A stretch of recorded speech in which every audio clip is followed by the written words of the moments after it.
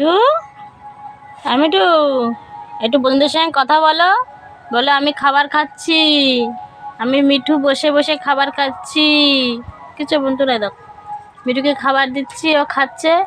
এদিকে মিঠু আর আমি বসে খাবার খাচ্ছি। আমার সারাদিন কি নিয়ে থাকি আমি জানো বন্ধুরা? এই দেখো, দেখতে পাচ্ছ? এই যে এই একজন আছে, কর্তামশাই রেখে গেছে।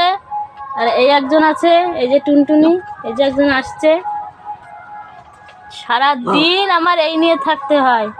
খাওয়াও, এখানে যা খাঁচাস করে খেতে দাও, যে আমি তেলে আবার আমি যে শুরু করে দেয়। একটু খাবার এনে দিয়েছি, বসে বসে খাচ্ছে। মিঠুও খাচ্ছে, আমি খাচ্ছি, লালু খাচ্ছে, হ্যাঁ কিট্টু খাচ্ছে। বিড়ালটার নাম কিট্টু, ওর নাম লালু, আর এ হলো মিঠু।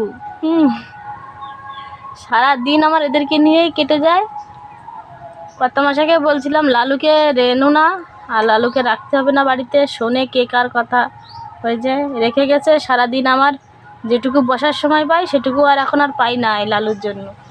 ওকে 2-3 বার নিয়ে যেতে হয়, পায়খানা করাও, প্রস্রাব করাও, রাতের বেলাও কতবার ওঠা লাগে ওর জন্য। বাইরে নিয়ে যাও, তারপরেও ঘরে প্রস্রাব করে দেয়। এত জ্বালাচ্ছে এরা আমার, সে কিছু বলার নেই।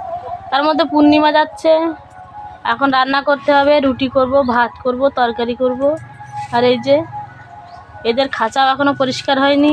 এই যে বসে আছে ঘাড়ে, কি সুন্দর দেখা দিনি। কোনো চিন্তা আছে ওর?